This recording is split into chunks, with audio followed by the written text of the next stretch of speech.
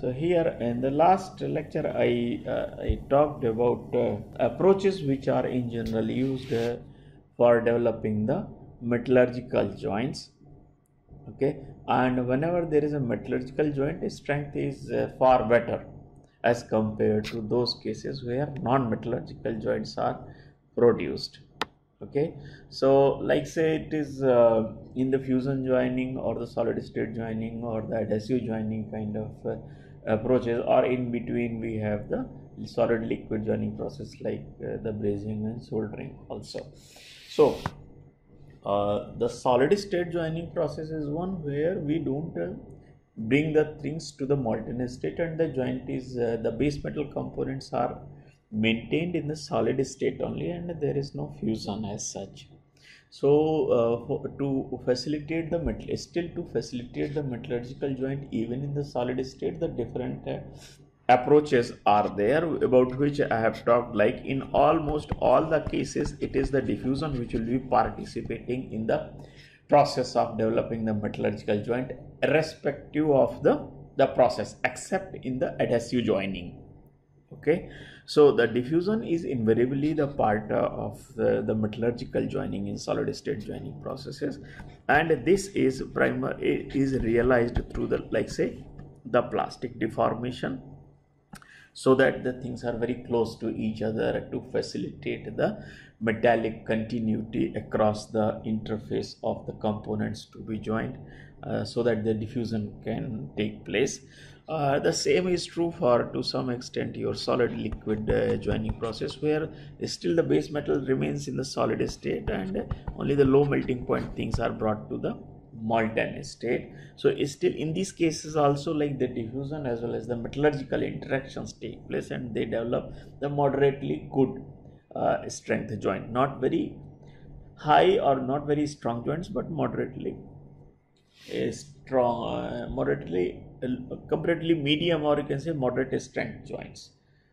Okay, so the one more thing I would like to tell.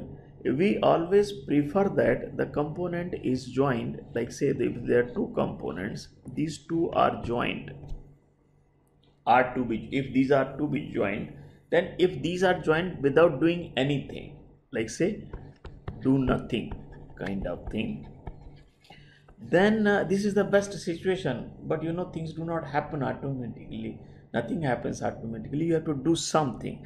So the another best possible way is like just put them together so that some kind of the bond takes place.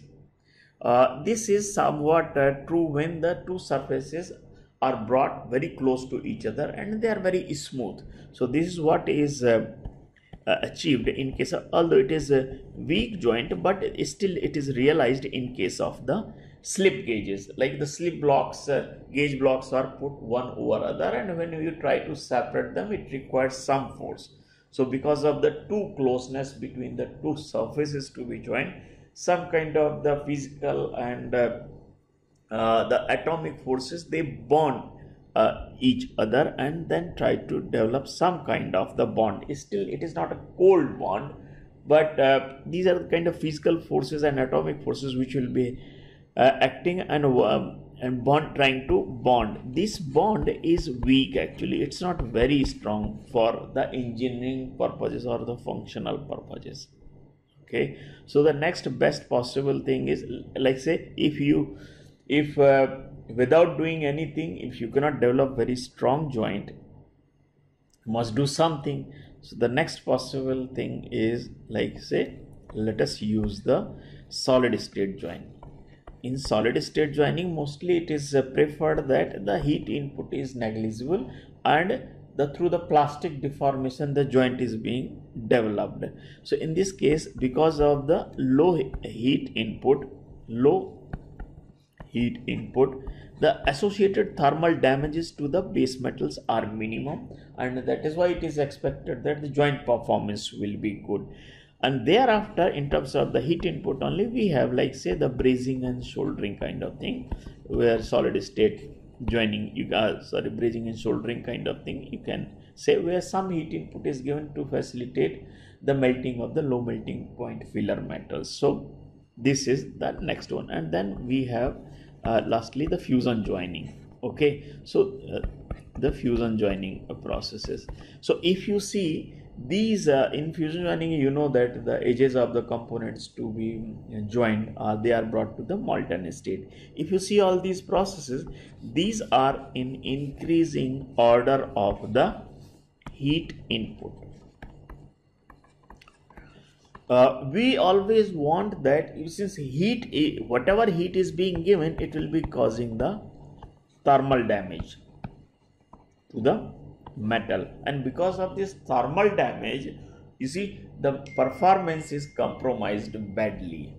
And reason probably I have talked, the reason I have already given. So what we can do is, if at all heat input is needed, let us keep it at minimum level, so that the related thermal damages can be minimized. Okay, so the maximum thermal damage will certainly be occurring in case of the fusion joining, then brazing and soldering, then solid state joining. Then you can say the other joining, that is adhesive joining, there we don't apply heat. Actually heat is just post processing condition. We use curing at very low temperatures, so that will not be able to cause much or any kind of thermal damage to the base metal. So adhesive joining is altogether a different category. There is no metallurgical joint as such in those cases. So the point here is why we want that heat input is kept minimum, so that the related thermal damages are minimized.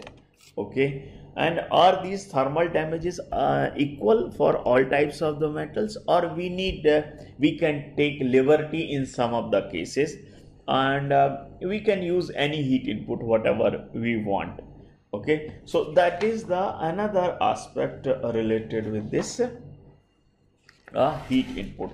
So what we'll say, let us understand little bit about the weld or the joint performance. Okay, joint performance versus the heat input, and why it is different. Okay, why we want to keep it minimum using the solid state joining process. Okay, so you know, whenever a joint is developed like this using the heat input, you know that there will be a weld nugget zone, which is and the size, you can say, and the volume of this weld nugget area in general increases with the heat input or net heat input, whatever is being supplied. So means there is a greater area or the zone which is being formed sensitive to the failure, because this will be the zone which will be different in terms of the mechanical and metallurgical properties as compared to the base metals, both the sides.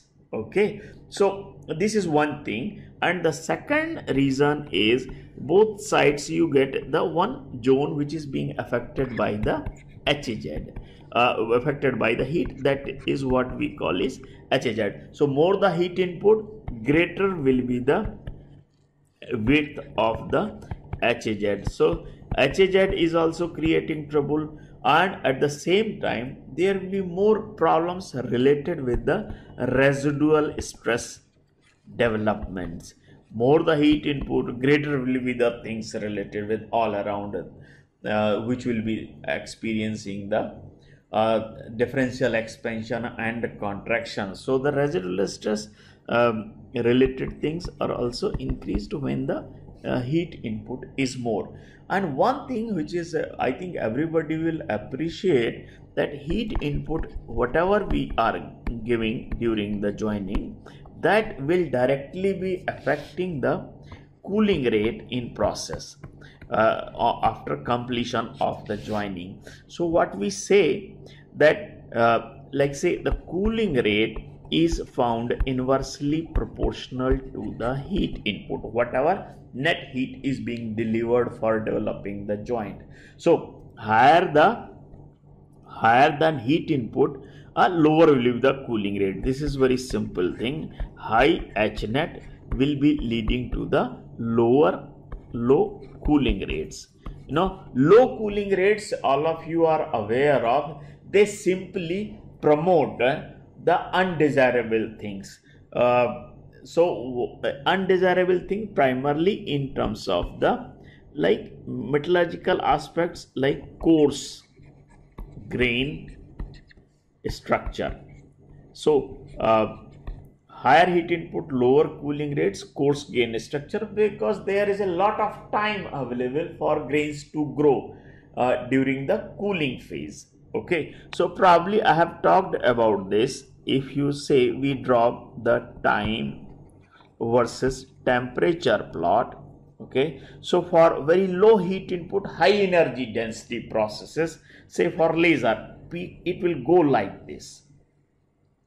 Okay, and for low heat input and high heat input and low energy density processes, say this is for laser welding, and for solid state joining heat input is say very less, so maybe the peak temperatures are also low. It may be taking longer time to reach peak temperature, followed by the lower cooling rates. So it is like this. Okay, so if you see, since the peak temperature is very limited, no, so there may not be any major or significant thermal damage to the base metal. At the same time, the heat affected zone will also be limited. The weld zone size will also be limited. So the performance of the joint in that way will be fine. So because you know that the coarse grain structure means the grain size. Coarse grains means the large grain size. And you know that there is a direct relationship between the yield strength and the grain size, like this. Finer the, it is inverse relationship, a square root of the grain size, that is the D. You can say grain size to this. So yield strength is found, yield strength and hardness both are of the similar kind. So yield strength or hardness are inversely proportional to the grain size. Finer the grain size, higher will be the yield strength or hardness. So when you have the coarse grain structure, due to the low cooling rates caused by the high heat input, in case of the low energy density processes, you will be getting the lower yield strength. So means the joint strength is poor, heat affected zone will be of the poor properties. So this is one simple reason, like what we want, like for whatever the joining process we are using, the heat input is as less as possible. Okay, so the affected zones of base metal and the weld zone, whatever, or the weld nugget area, whatever is being formed, that is of the smaller size. So your HZ as well as the weld sizes are minimized, because if these are large in sizes, then the tendency for the failure will be high, the weak zone formation will be more, and that is why you would have heard most of the time, like the joining process like laser welding will be offering the much better joint performance as compared to the high heat input processes like SMAW, GMAW kind of thing. The reason is very simple. In those cases, you have wider heat affected zone, wider weld size, so they will be making more compromises with the joint properties. So the joint performance is in general compromised with the high heat input process, and that is primarily attributed to the weld thermal cycle that will be realized. In one case you have it like this, in another case you may find lower peak temperature, longer time it is taking to reach peak temperature, and then the lower cooling rate. So cooling rate, peak temperature and the heating rate. So these are the three things that we normally see, and that this is what we call as a weld thermal cycle, showing that relationship between the temperature and time of a particular location. Okay, so this you can say for a high net heat input and the low H net kind of thing. Okay, So this is the heater. So why we want it is so this is what you can also say as compared to the fusion joining, the solid state joining. What is the difference? Primarily the difference lies in terms of the heat input, in terms of the Weld thermal cycle, in terms of the joint performance. You may find the joint performance and the heat input and the heat affected zone, all those things are completely different. And one more thing, most of the time solid state joining process is autogeneous. So if I say let us compare the fusion joining with the solid state joining process, so you can easily say something about the net heat input, that is what we get, the kind of difference that we find in case of the Weld thermal cycle, the kind of the HAZ which is formed, or the kind of the Weld nugget or the Weld zone which is formed. And then thereafter you have metallurgical and the mechanical property differences because of the difference in cooling rate. So in terms of the performance, in terms of the heat input, in terms of the Weld thermal cycles, the sizes of the different zones which are formed, the weld joint produced by the solid state joining can be significantly different from the fusion joining. Okay, so this is how you can simply put it like this. Okay, whenever we talk of the comparison, because there was one line in syllabus like the comparison of this solid state as well as the fusion joining process. Okay, one more thing what you can say as far as the comparison which is different, I did not talk so far. Like when you go for the fusion, you create a molten metal like this. So molten metal means it is in the molten state, temperature is very high, so it will have the high affinity with the gases all around, which are like say in form of oxygen and nitrogen. So these gases, even hydrogen also, these interact and form their oxides, nitrides and hydrides also.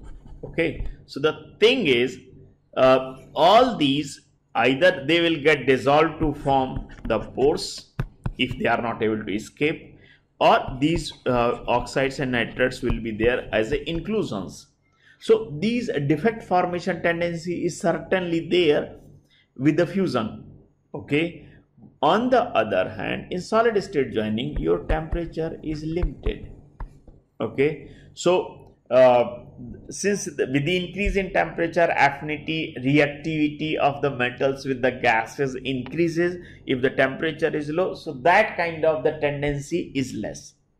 So the tendency to form inclusions of oxides, nitrites, that will be less because temperature is low, comparatively low as compared to the fusion joining, and there is no and the difference in solubility of the gases in liquid and solid state doesn't play any role in solid state joining because the metal itself remains in the solid state. But in case of the fusion joining, you know that the solubility goes in like this. Say for aluminum, if I talk, it goes in like this.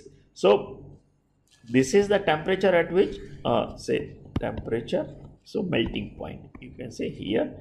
So in the solid state, the solubility is increasing at very low rate, and then there is suddenly jump in the solubility with the change of the phase from solid to liquid. So this side solid, this side liquid. Okay, and here you have solubility, right? So there is almost a jump of like say 10 to 50 or even 100 times in terms of the solubility, solid to liquid state. But that is not the case here in the solid state. You are still there in the very low solubility phase in terms of the temperature. So there is no as such big problem of the problems associated with the solubility difference in liquid and solid state. Why I am talking about this?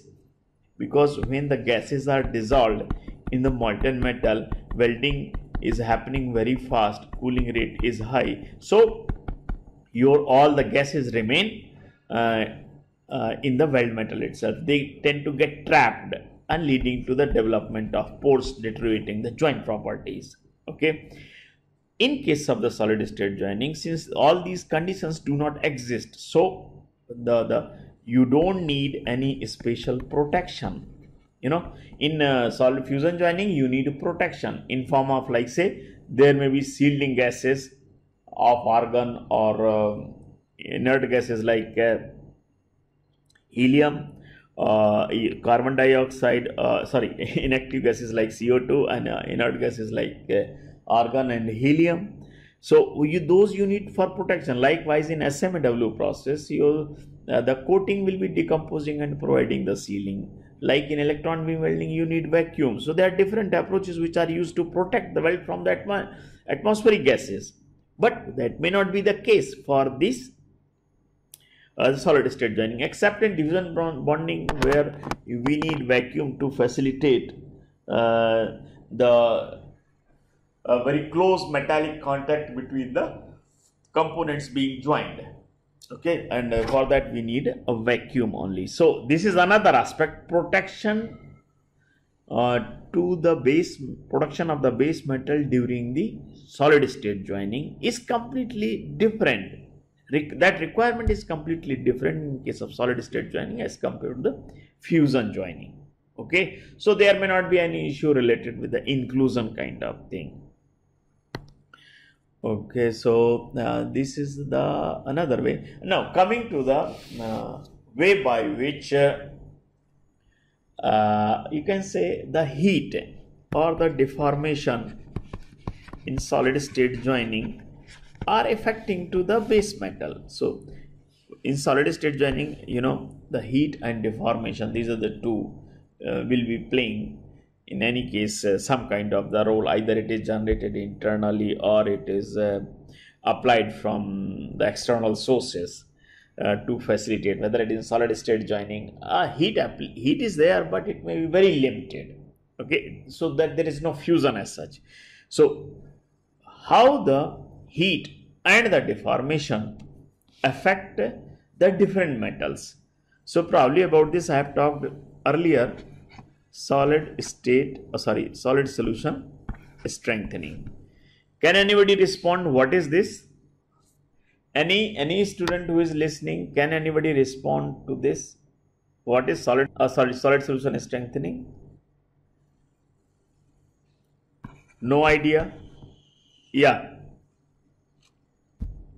No, but what is this? That is an example. How does it work?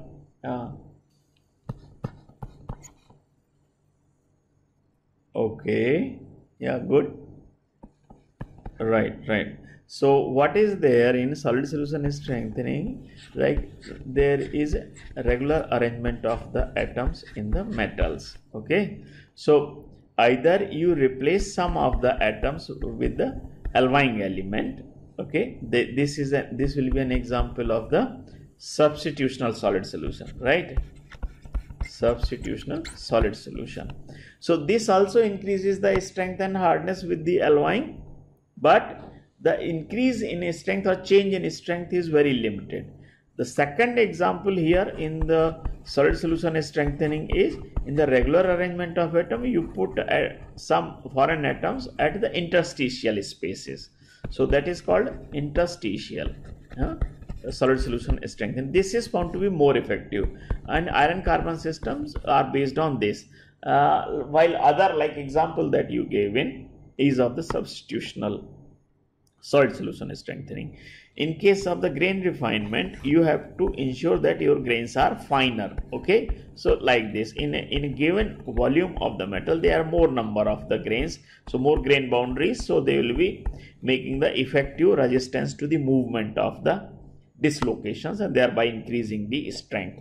In case of the precipitation hardening, you develop a lot of precipitates here and there, so these fine precipitates are able to check or stop the movement of dislocations.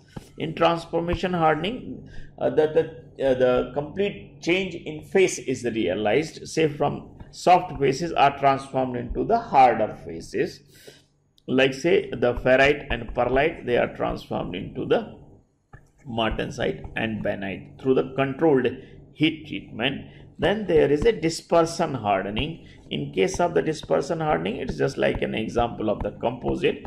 You reinforce something from outside so that it retains its identity and doesn't change the properties. So here what is happening, like the presence of these reinforced agent, they will be effectively checking the dislocation movement and thereby providing the desired strength. And if there is anything, work hardening. In case of the work hardening, we introduce lot of dislocations in metals, and when these number of dislocations are more, increasing number of dislocations increases the strength. So they thereby whenever you apply the external stresses, the dislocation movement is restricted by the presence of large number of dislocations, because similar type will be repelling and the opposite type will be attracting to each other. So at high temperature these dislocations get annihilated.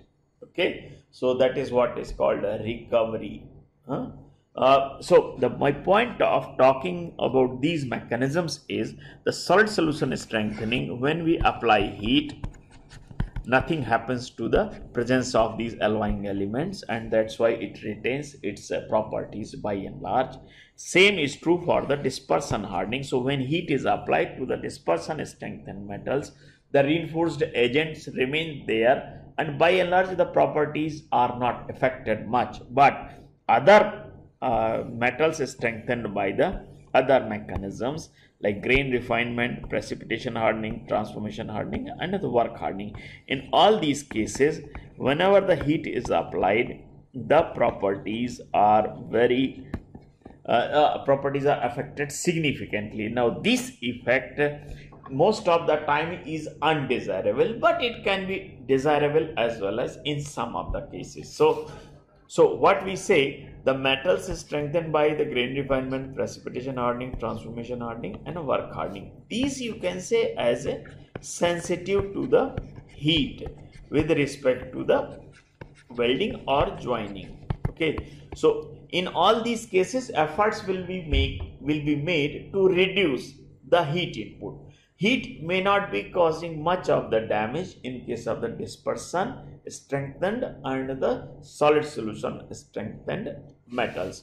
But you know that any real system, any real metal which is of the commercial importance will not be gaining its strength just from one mechanism.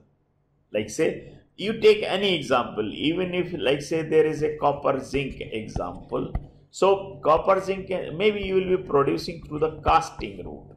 Okay, but many times this also will be, say it will be rolled or forged. Okay, so whenever it is rolled and forged, it will be gaining some strength from the work hardening. You may be doing a little bit the grain refinement to improve the properties. Okay, so the metal which was primarily designed to get a strength from the alloying, whenever it is processed or manufactured using a set of the processes, it will be gaining strength from one or other mechanisms, like say the work hardening or grain refinement. Okay, so just for example, say this alloy has got its strength of 300 MPa just because of alloying.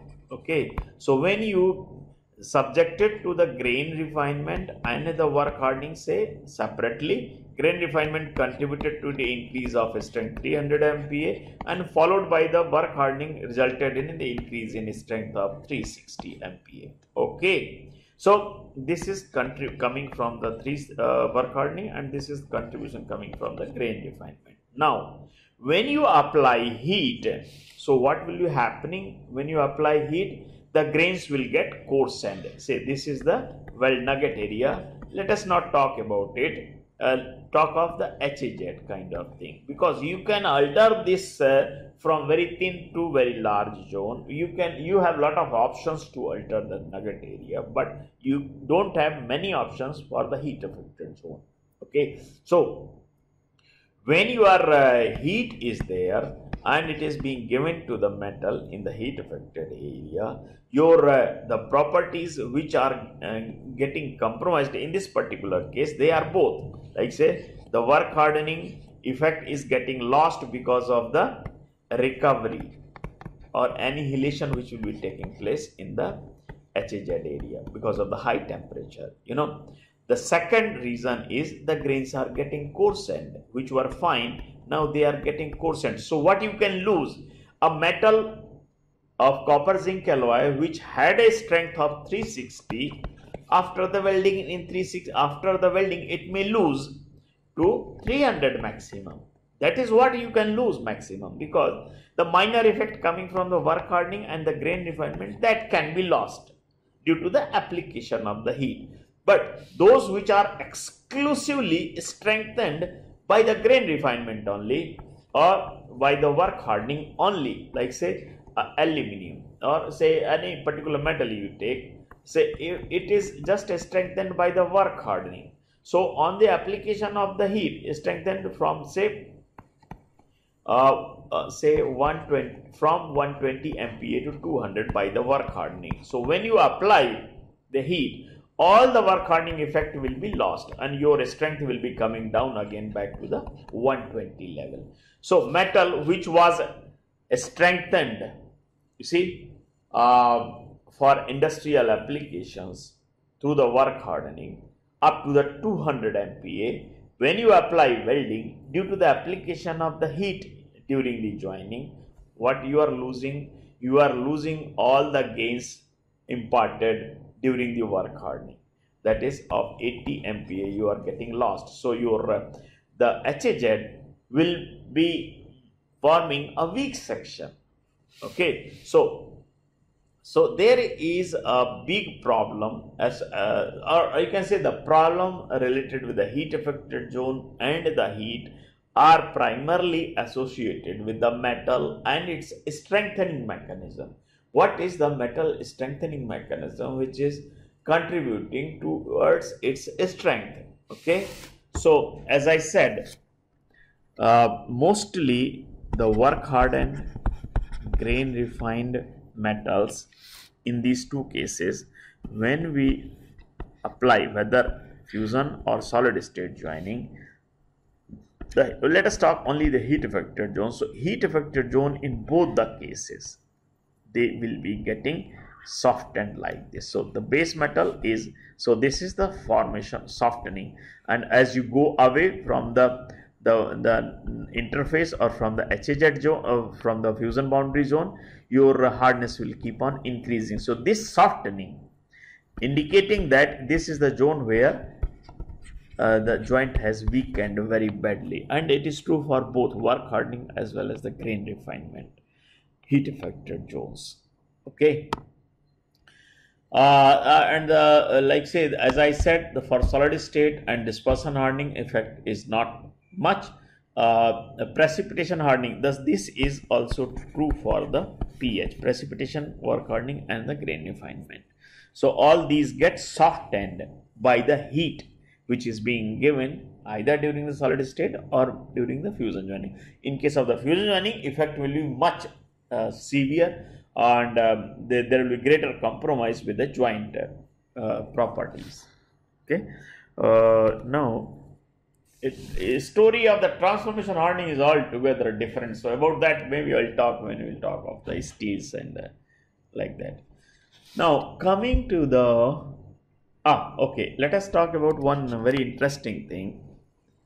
What is the need of using or developing the solid state joining processes? Can you tell? Can anybody tell? You see, the solid state joining process, you can also say like nuts and bolts, no? That is also like a joint is being developed, and you are getting the joint without compromise. So, what is pushing the need or application of the solid state joining? Just think and then anybody can respond. Okay. See, need of using the solid state joining or to develop this kind of the joining process. Then I will come on the later where it is used. Anybody can respond. It's fine. It's fine. You see, it is not wrong. Yeah. You are talking of the, you see, not from that's the process principle, okay, about which I have already talked. My point is there must be something which is pushing to use this, pushing to, you see, there must be some driving force which is compelling us to use and go for this kind of thing. To develop, if you don't have, you get it, you develop it. But if we are having, then why to use at all? Because there are a lot of cheaper and other options, na? Like the MMAW or SMAW, that is the cheapest option. But people, and likewise there are a lot of fusion joining processes. The point is, solid state joining processes are used. There are certain very specific and very compelling reasons which are not just driving the applications but also development in this area. No, you see, this is the same answer what was given by Mr. Surendra. The thing is that, yeah. No, you are talking of the integrities and you see the intricacies related with the joining. Na? You see, heterogeneity may not be the driving. You see, driving force means, "Arey bhai, I am hungry, so I need food. I need to get it." Right? So the need is dictated by something. I'll tell you. The need are very, otherwise you see, the nuts and bolts are also good enough, no? Because you don't need, there is no application of heat.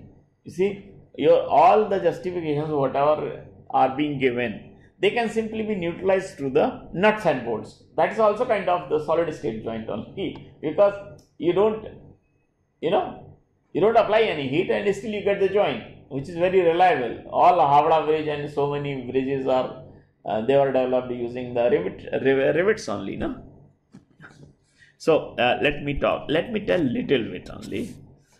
Like say, whenever you develop the joint using those processes, what you do, whether it is joint is like this, right? This is the fillet, okay?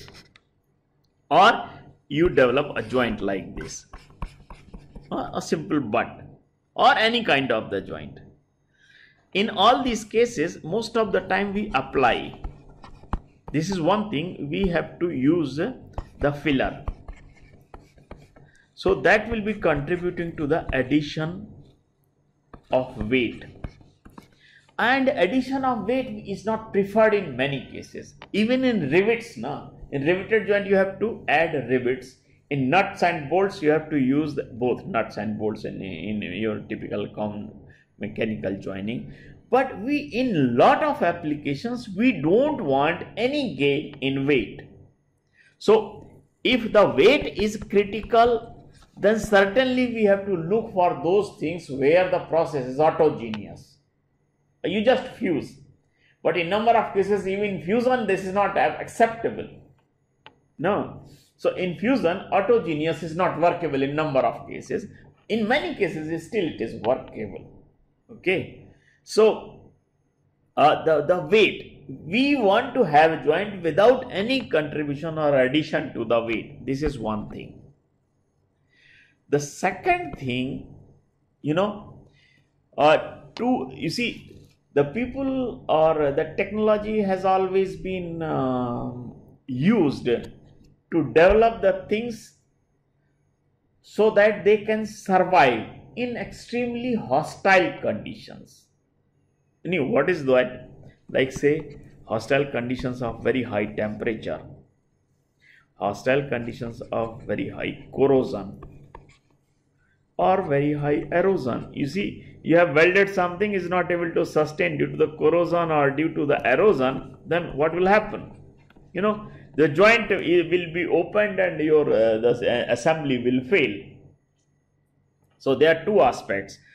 The newer materials have been developed, and most of these newer material development have taken place in which field? Like say the fiber metal, just an example I'm giving you, laminates, or metal matrix composites, which are like say the dispersion is strengthened. In these are those which are developed like say the transformation trip steels, you must have heard. This is very common in automotive industry. And the titanium alloys, aluminum alloys, most of these metals which have been developed, they are very sensitive to the heat. Even all these get damaged with the application of the heat.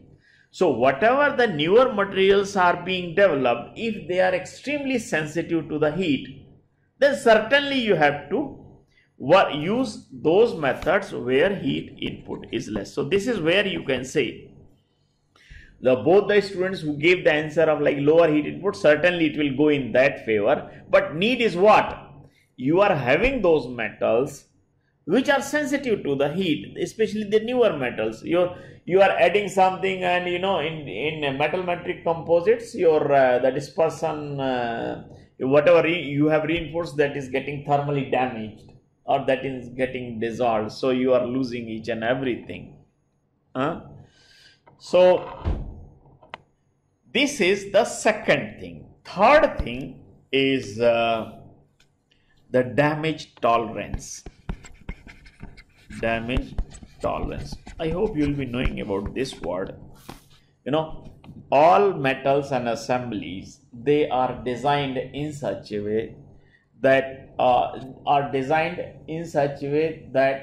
they can tolerate the discontinuities, defect of certain sizes. If there is a joint designed in such a way that it can tolerate the discontinuities of say 5 mm or 2 mm, depending upon so those which can tolerate 5 mm, their damage tolerance is more for a given service conditions, given loading conditions, while those which can tolerate just 2 mm, their tolerance is limited. Idea behind this, especially the joints cannot be fabricated without discontinuity. This is very standard thing. So if you have to develop a joint, you have to develop it in such a way that it can tolerate the discontinuities, and not just the fine discontinuities. They should have tolerance to the large size discontinuities.